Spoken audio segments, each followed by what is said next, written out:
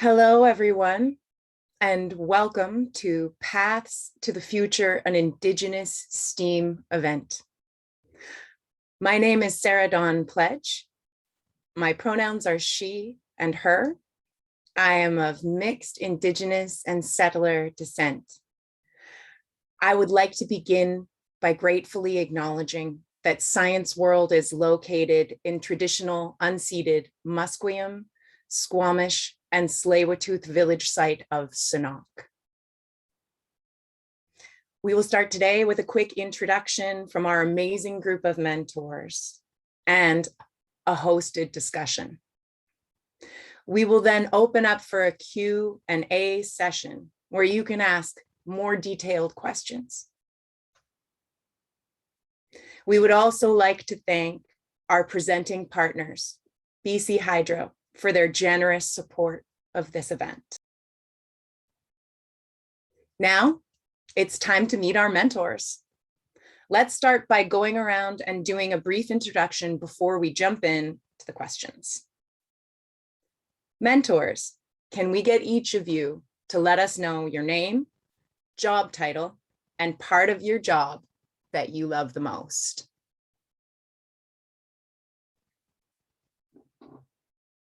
I'll go first. My name is Tim St. Amand, and I work at Stem Cell Technologies here in Vancouver.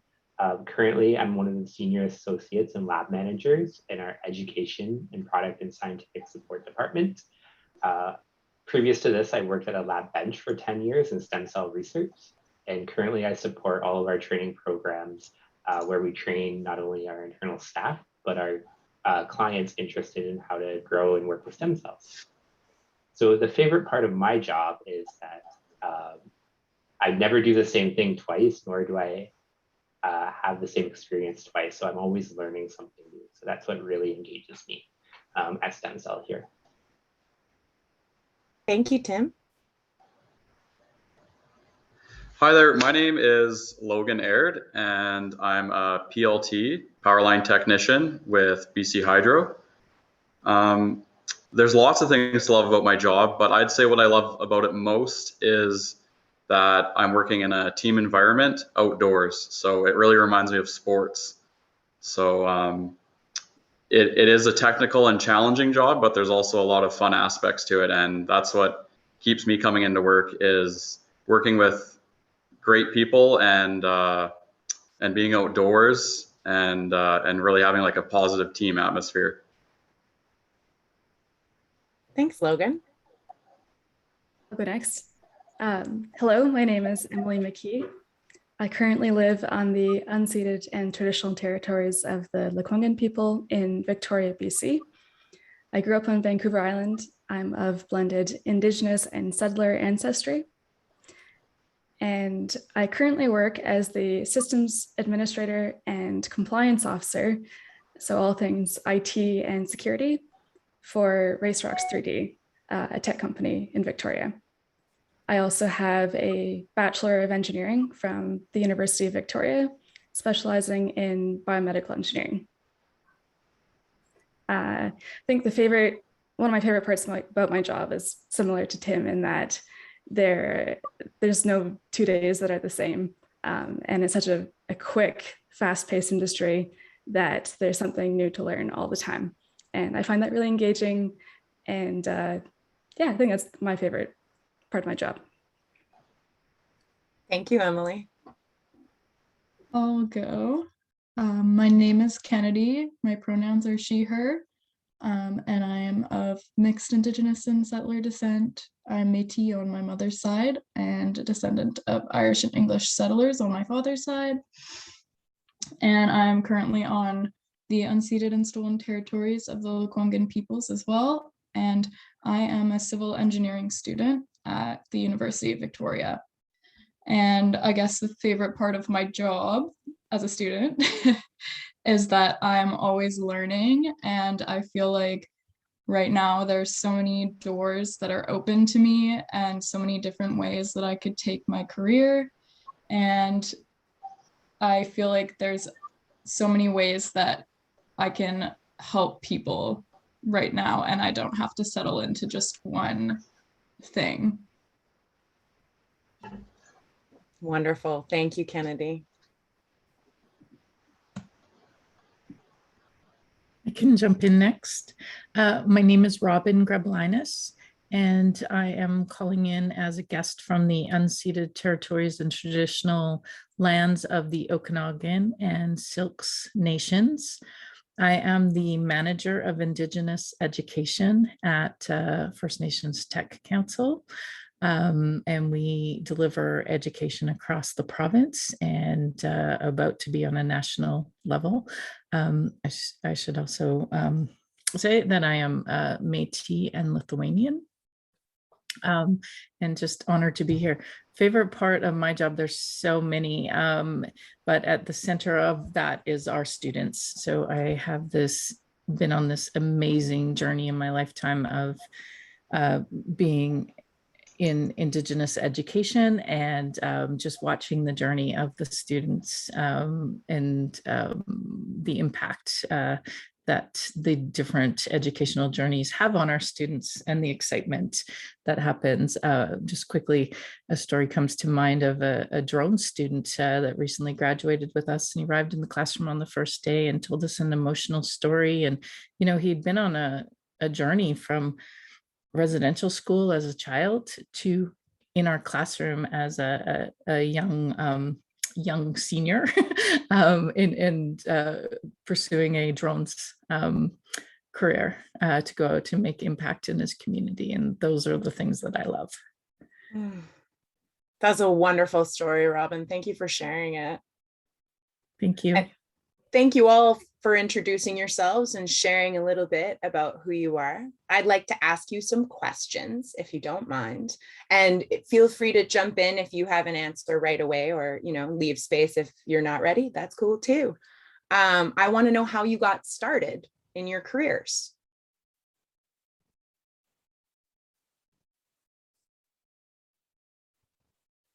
I can jump in. I took a 6-month temporary position at Indigenous college here in British Columbia. The college that I was at as an administration student recommended me, and I have stayed in Indigenous education since that temporary position back in my early 20s. Thank you. Thank you for your service. For me, I'd say that I've had an interesting path going from biomedical engineering to tech. In high school, I had no idea what I wanted to do. And then I had some incredible mentors that encouraged me to go into engineering. And so I went to UVic and I got a biomedical engineering degree. I worked on some really incredible projects, designing medical implants, working in microfluidics, 3D printing, neural tissue engineering. But then UVic also had a work co-op program. And for my first co-op, I ended up getting a job with the Navy in IT support. And I ended up really liking it. So I stayed. I finished my degree. And right before I graduated, they gave me a job offer. I accepted because it was an incredible work environment. And I worked my way up, but something was still missing. So I changed again. And that brings me to my current job, working for RaceRock's tech company in Victoria. Very cool. The Navy. That's amazing. Yeah. So it was a funny journey, but I'm really happy with where I ended up, and all of those experiences that I got through my degree definitely contribute to what I do today. I can jump in. As I was finishing up my science degree, I had a co-op as well, and then I actually ended up staying there for 10 years, working in bench research in academia. But midway, about 3 years into my research career, one of my good mentors said, "You can teach people, and not many people can do this as a skill." So they recommended I was reached out to by a local college, and they gave me an opportunity to start teaching. And I started teaching immunology and cell culture at the community college in Kingston, where I was living at the time. So I slowly moved my career away from bench research and into education. And now at Stem Cell Technologies, I oversee a lot of our education programs and how we teach the science. So kind of not where I thought I would end up being, but it was a great path to be on. And I'm glad I'm there because I love my job every day. Isn't it interesting when you start out with one focus and you think you're going in one direction and the path just becomes the path and you can't unsee it? No, Ed, I remember when they offered me the position teaching at the college, I said, I don't want it. And they came to me and said, maybe you should just try it for a semester just to see if that's the path for you. So it took some convincing from a mentor, and then I'm glad I took it because I've never looked back. It was similar for me with improv. Somebody found me and taught me improv, and 17 years later, I'm still doing it. Mm-hmm. It's a great story.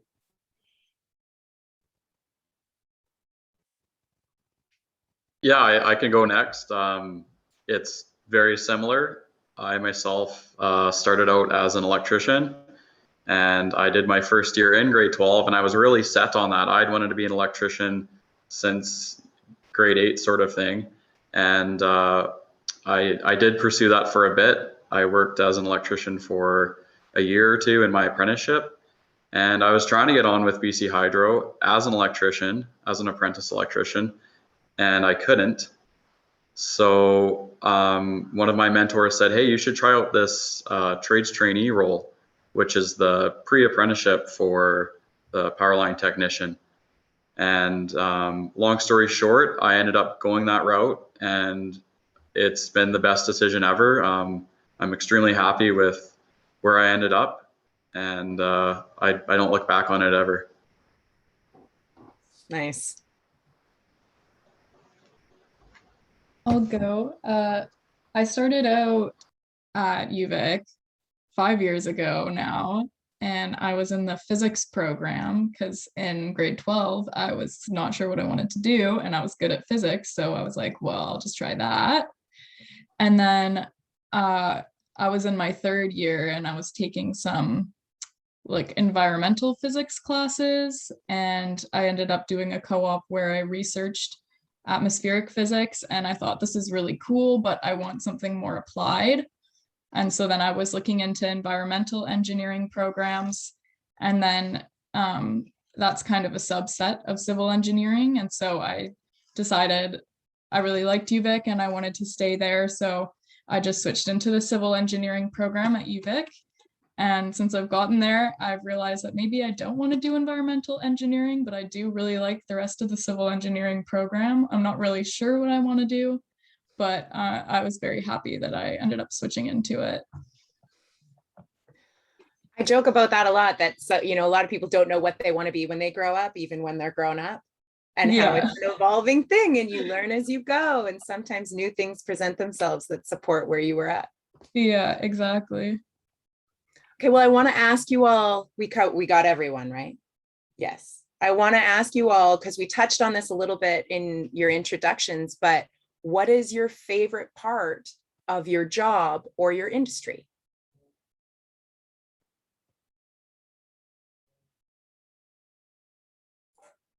And if we feel we've covered that, that's okay.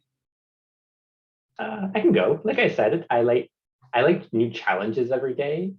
Part of being in education is that we constantly have to evolve ourselves, especially in science, and keep up with where the field is going. So I like the constant change. The people I work with, my team is amazing. I wouldn't leave them for the world. But I like that I'm constantly learning. I always have something new to learn or something to read, and that's what really keeps me engaged in my position. Nice.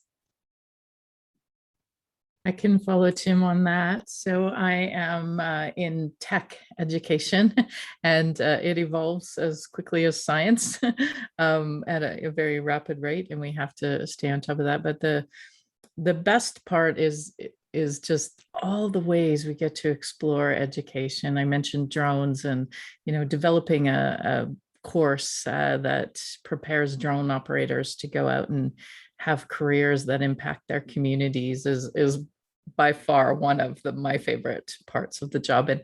And working with subject matter experts across Canada in areas. So I'm just deep right now in about to launch a pilot in a network technician course, and I'm not a network technician. I'm a curriculum specialist and an Indigenous educator, but I get to work with the people. I'm not a drones expert either, but I get to work with all the people to roll that out. But we have to stay on our toes in tech education. Absolutely. Thank you.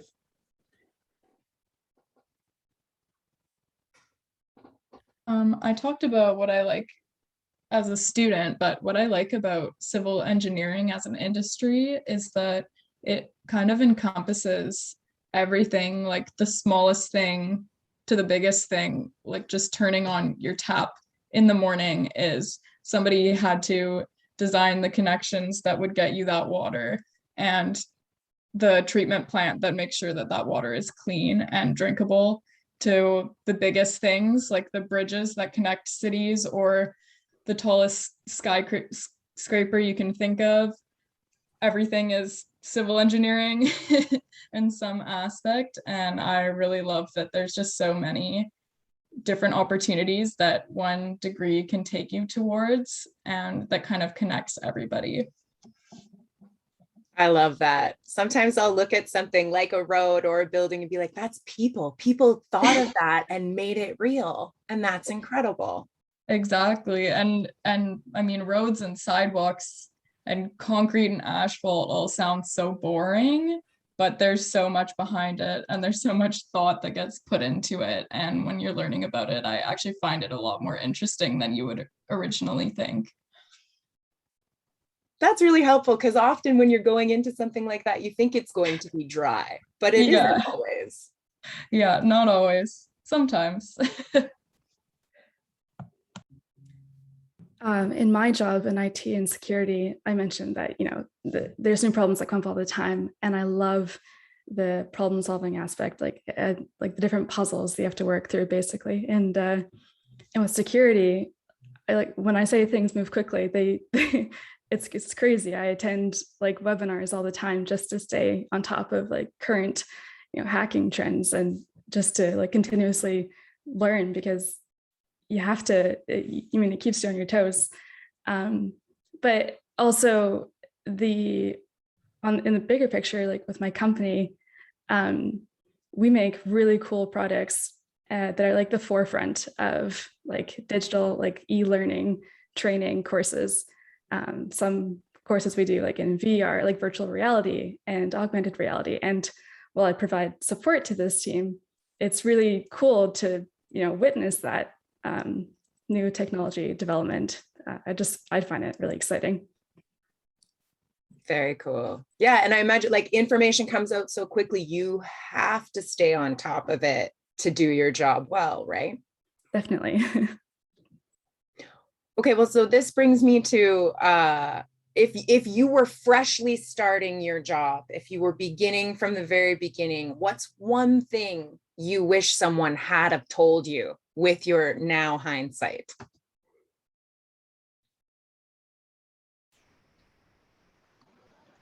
I would say for myself, I would say be patient, take notes, and listen, because everyone has something valuable to say. I know for the first bit of my training, I was definitely battling some things. But closer to the end, I had one of my mentors, one of the people who were training me, pull me aside and say, hey, look, you got to slow down.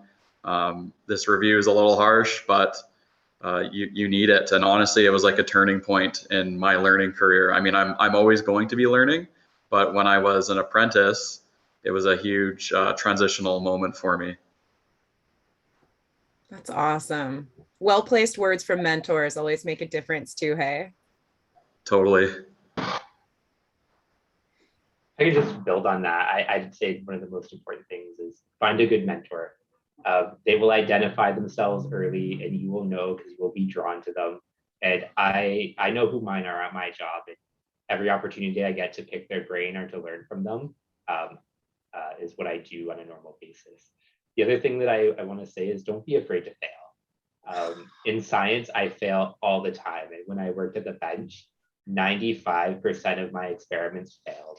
And once you get over that and you just keep on going for success, you know, success isn't a straight line.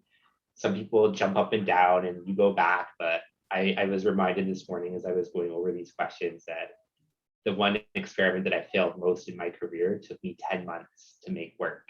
So 10 months of my career was just getting an assay to work. And now when I look back and I look at that line on that data plot, I couldn't be more happy because I know how much time and effort I put into it. But most importantly, I failed, but I learned from those mistakes and I made it work at the end. So don't be afraid to fail and find those mentors. Oh, I so appreciate you saying that, Tim. Failing is a very important process in terms of getting anywhere, I think. And doing so with joy or, you know, awareness is so worth it. I keep piggybacking off of Tim, but I love that success is not a straight line. And I was going to say, be willing to fail forward and take those risks. And I was recently told by my employer what they appreciated most about me was I'm the one on the team that's willing to blow up the computer. So I will take the risks and fail and find the solutions from the failures. We learn more from those fails than from the successes. Thank you.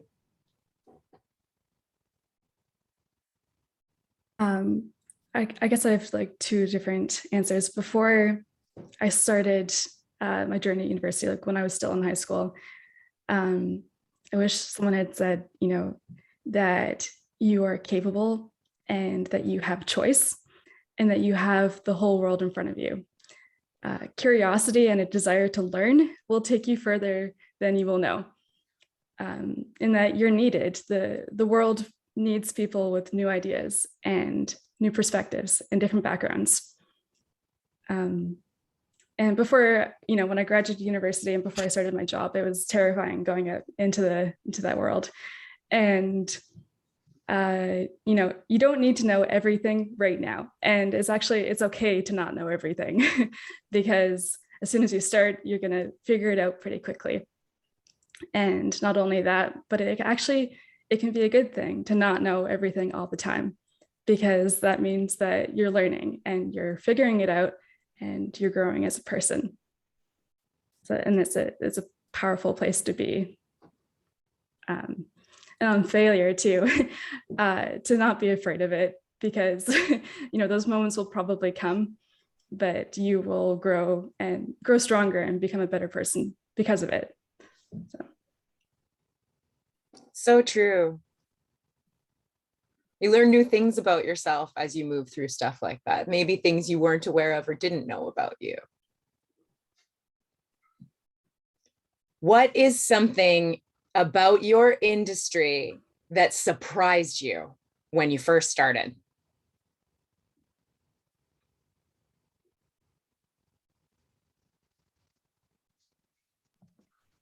I mean, nothing. It was all completely as you expected. I kind of touched on this before, but the one thing that surprised me and probably shouldn't have is how much I learned about concrete. I've already had like 3 classes on concrete and I still have more. So it doesn't sound interesting, but it can be very interesting. I learned something about that recently with sand, that there's a specific type of sand that makes really good gravel, and I had no idea. Yeah, there's so many, it's a whole industry of research on different types of concrete and ways to make concrete buildings more sustainable or stronger or whatever it is. So it's impressive and kind of scary how much we rely on concrete and how much there is to know about it when it seems like such a simple thing. But that really surprised me. Yeah, that makes sense. The things we don't think about that often, right? Like we walk on it every day, but I didn't know people were extracting sand illegally either to make cement. This is a new thing for me. Anyone else have surprising factors when they joined their industry? Looking back on it, when I joined my industry, some of the jobs that I've done throughout my time in it hadn't been invented yet when I joined it. the technology was not there. No one had any ideas we were going to make neurons or the stem cells or do gene editing or any of these complicated things. So I've grown and I've learned, and the job that I'll be doing or teaching about or contributing to in the next couple of years hasn't been invented yet either. So I still find that really fun that, we're on this journey and, we're just along for the ride, but we'll figure it out and we'll constantly learn along the way.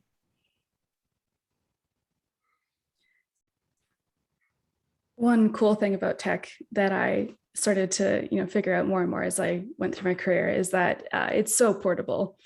If you get a job in tech, and this has changed especially within the last 2 years, if you get a job in tech, you can work from almost anywhere and for anyone in the world. And also like the skills that you learn in tech are so transferable, and the whole world needs people in tech. I mean, like, it's possible that you could move to Spain and work for a company in Japan, or, live somewhere remote in BC and work for a company in Victoria or Vancouver. I mean, the possibilities are endless. We're the most connected we've ever been, and we have the most access we ever have. Yeah. What is something, so feel free also, if you guys hear something, ask a question to another mentor. Feel free to discuss amongst yourselves. But I want to know if there's something you're excited to see in your industry in the next 5 years. Like, as Tim touched on, your things haven't happened yet, or those roles aren't there yet, but what is something exciting on the horizon of what you're doing?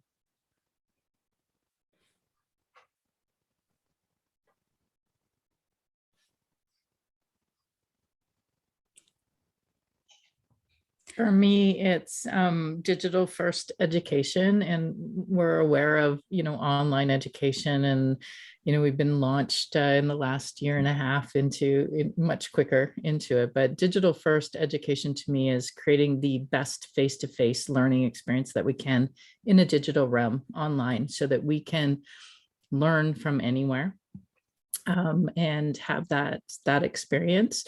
That will tie into some of Emily's work. I'm super curious to have a conversation with Emily now, because part of that is, what we struggle with is, like, we have drone students online or net tech students online. So giving them that hands-on practical experience becomes challenging.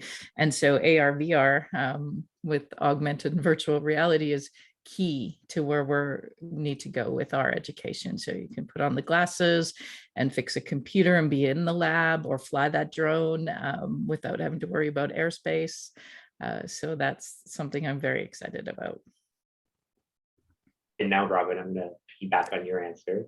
Over COVID, what I'm most excited to see is in the next 5 years is where education is going to take us. The last year and a half of my job, we used to do all of our training on site and in customers' labs. So we would fly. And with COVID, that shifted very quickly, and my whole team had to make our curriculum digital. And we had to now teach people how to work in a lab and do experiments through cameras. And it was challenging at times, and we had a lot of fun along the way. But I'm excited to see now that we've been propelled into the space where it's going to take us next, because there's great opportunities that we're doing already to reach our customers in Australia and China and Europe very quickly and rapidly. But how can we improve that and take it to the next step is kind of what I'm excited to see.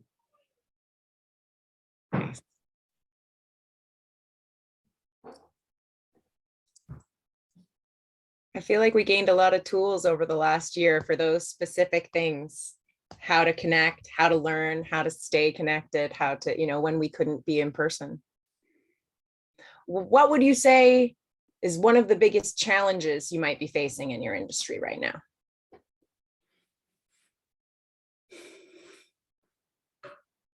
I'll jump in on that one. So we are Indigenous tech education, mainly focused in BC right now, but Indigenous communities in remote communities across our province have less than 10% of the connectivity of this province. And that is a major challenge. So they don't have access to education as much and those tech jobs. So that is a massive challenge. We have a team that works on changing policy and lobbying government and making change on that connectivity. And then we have the education team that I'm on. So it's not just about building education for us, but major change that has to happen around connectivity. Mm-hmm.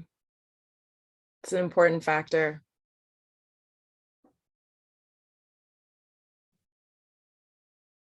I think in technology, when you think of software developers or IT people or anyone in that line, like what kind of people come to mind for you?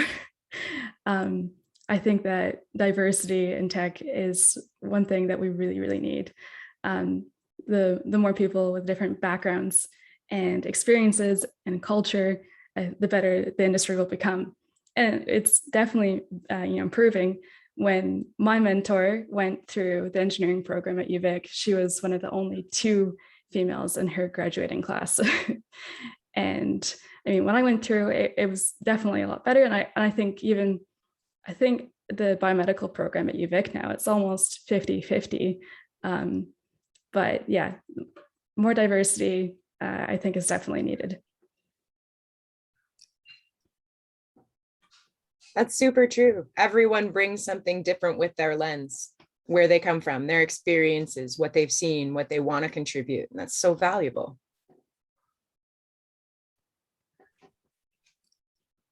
I think on a global scale, the biggest thing for civil engineering is climate change and how the construction industry is such a big contributor to carbon emissions. And so how is the industry going to change to make themselves more sustainable?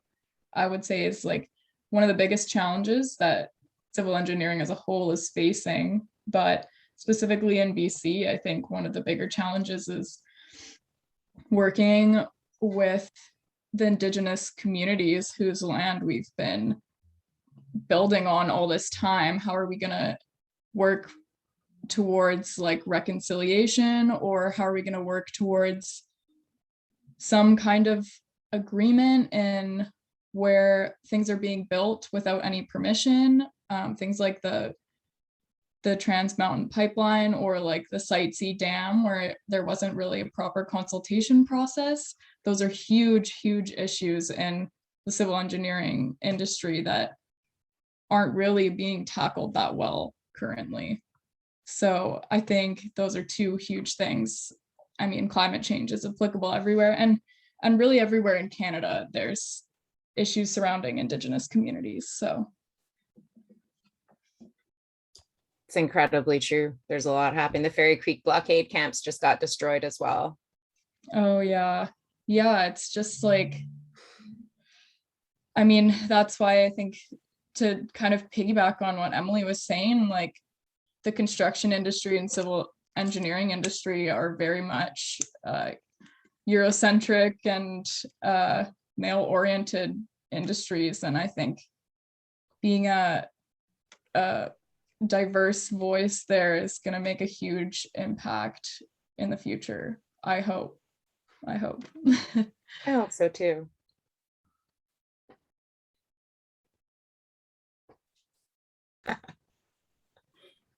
Anyone else have some common misconceptions about their role and how they combat them to communicate more effectively? Or go ahead.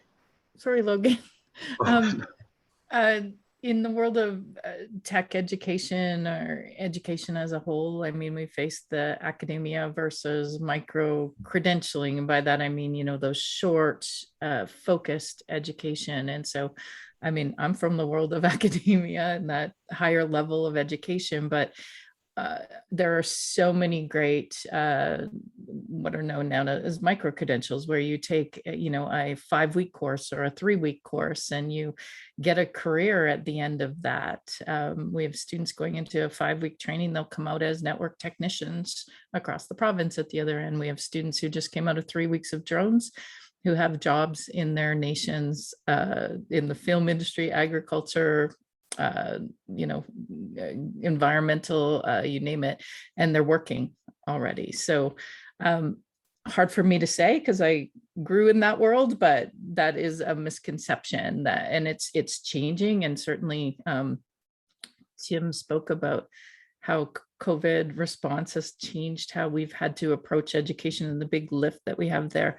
And I've seen such a massive change of there's so many ways to take education online now, and so many different ways, credentials, and credentials are not necessarily coming with those, you know, MA, master's degree that we put at the end of our name so proudly, and I'm proud to do that. But I'm also thrilled when I get to jump in I'm jumping in a 6-week digital marketing course with some of our students. So, and we're coming out of that with 11 credentials. So that's definitely a misconception in education. Thanks, Robin.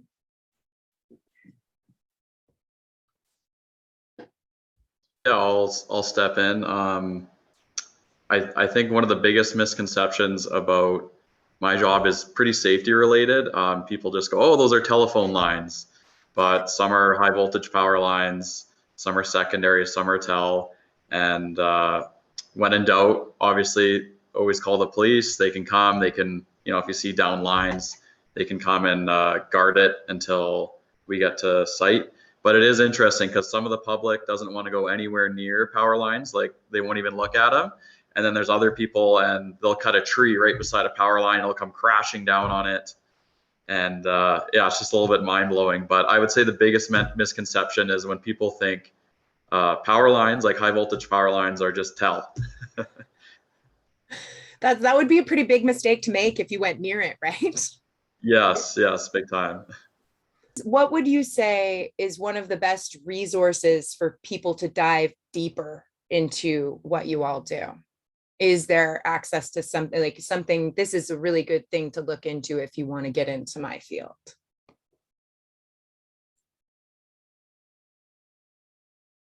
I think for anything IT or software related, one of the best resources is YouTube.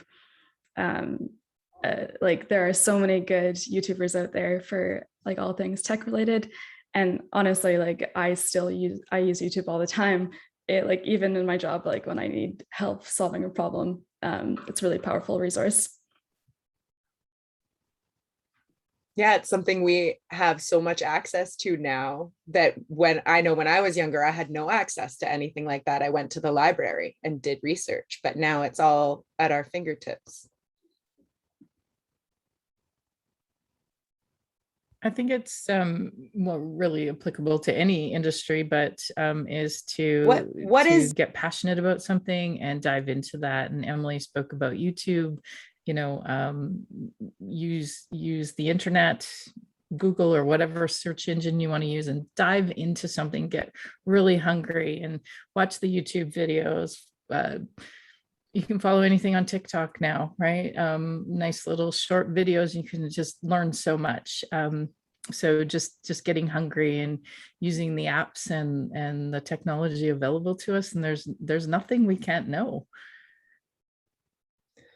So I have a question for you, Robin.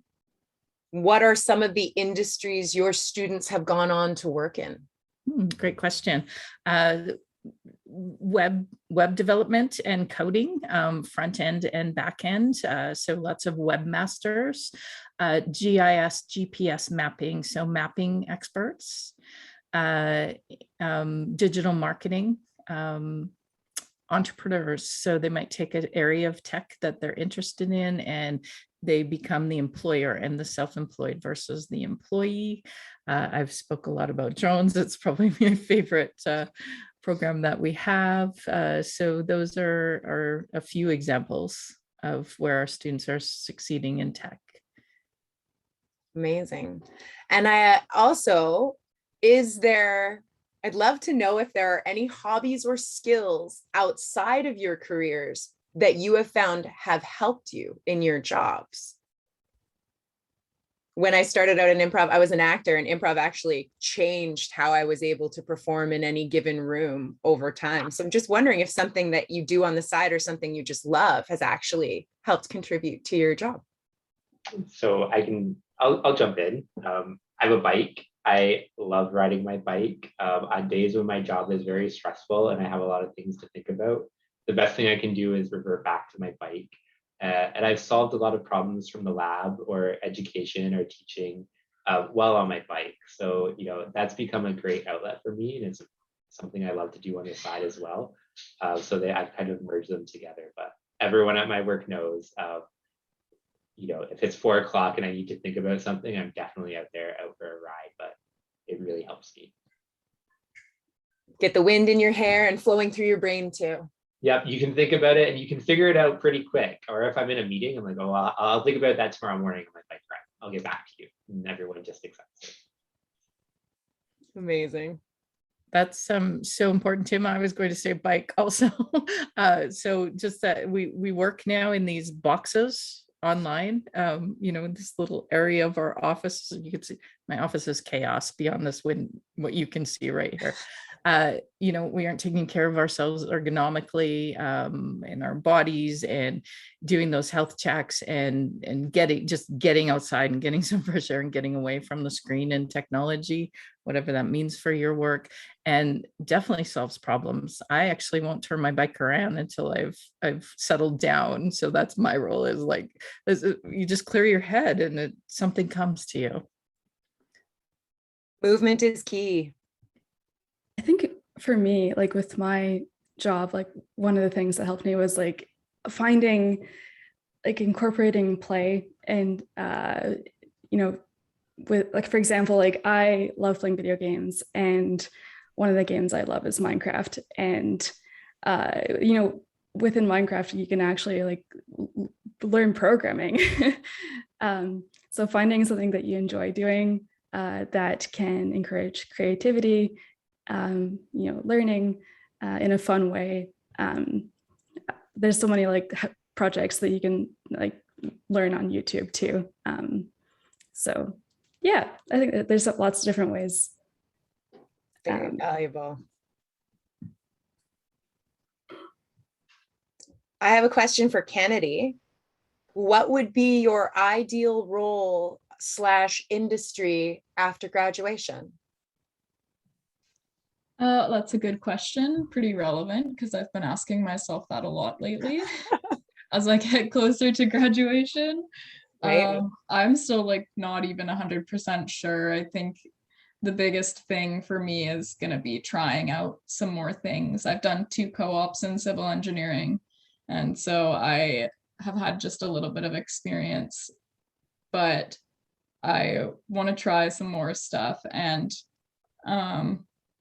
I think, like, honestly, it's going to be more about the company that I'm working for than exactly what the job is, because I'm so interested in almost everything that I'm learning about right now. I can't really like focus on one thing. And so as much as the job is important, I think the company is important as well. Just as important, if not more important. And the leadership and mentorship opportunities that I can find in those roles. So I mean, it doesn't really answer your question, but I don't know if I have an answer to that question. That is an appropriate answer. It's okay to not know and evolve as you figure it out. Yeah. So I guess we'll see as I get closer and I take a few more classes if anything starts to stick out to me as something that I really feel like I need to follow. And if not, I will just try things out until I find something. Oh, this is a great question. Are there lessons from your Indigenous ways of knowing that you find translate into your STEAM career? I'll jump in. So for me, it's honoring two-way learning. And in the classroom, in the work we do, in a meeting, in this right here that we're in today, is that the instructor or the lead does not have all the answers and is just and can be the learner in the room, and that the knowledge in the room from the youth to the elders and everyone in between is key to the learning experience for everyone. Yes. As an instructor, I learn more from the room than I feel that I bring to the room. I have a job to do, but just opening up that two-way learning always. I used to joke with the teens that I taught improv to that they were actually teaching me, and that was the best joke. They were teaching me every day. They taught me more, I think, than I taught them. I so appreciate that line of thinking. For me, one of the really important ideas, starting from my education to where I am now, was that, think about not what you want to be, but who you want to be. Evaluate what's important to you and the values that you want to carry through your life and your career. So, that be. So for me, like, it was a lot of family and community oriented values. And so, yeah, I think that what Kennedy said about, ending up at a company that shares those kind of values, that's an important aspect too. And that's one of the reasons why, like, I'm so happy with where I ended up in my career. It's because I found that in my work, my employer, those shared values.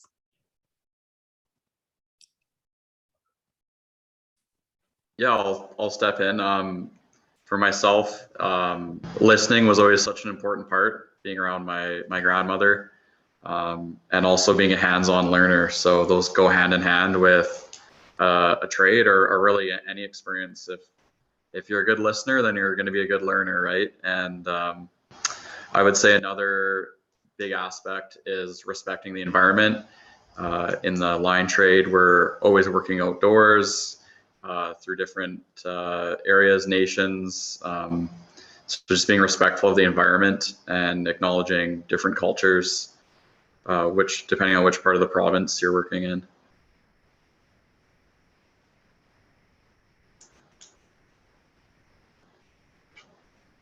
Is there anything you're hoping to contribute to your industry that hasn't happened yet, or an idea or feeling you'd like to bring to what you do that you feel isn't really reflected right now?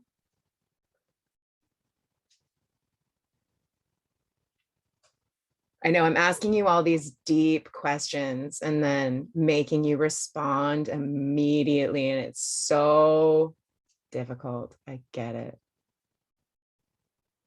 And that's okay if there are no answers for that. What does one of your typical days look like? Oh, wait, I have a question for Logan. Are there specialized tools or equipment that are a part of your role as a power line technician? I bet there is. Yes, that was one of the hardest things. In the line trade, it's like a totally different language, complete different set of tools. So we do different styles of work. Some of it's energized and some of it's de-energized. So for both work, you need different sets of tools.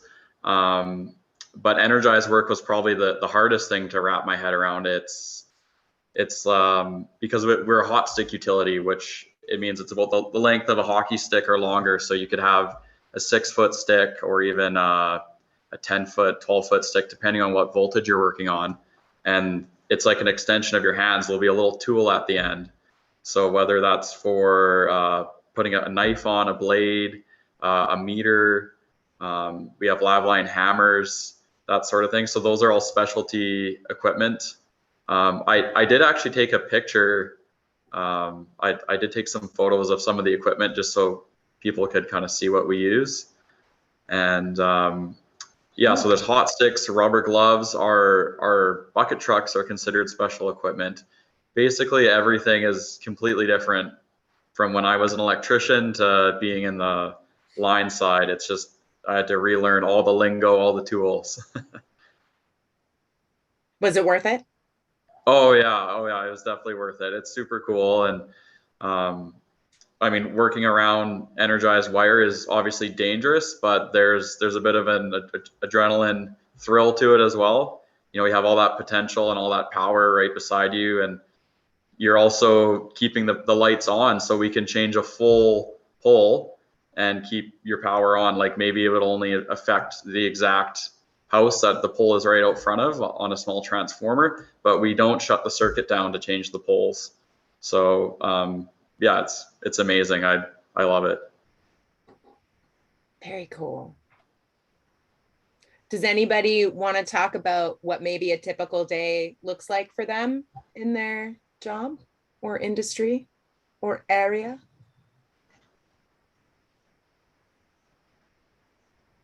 I could joke. Sure. Yeah, go for it.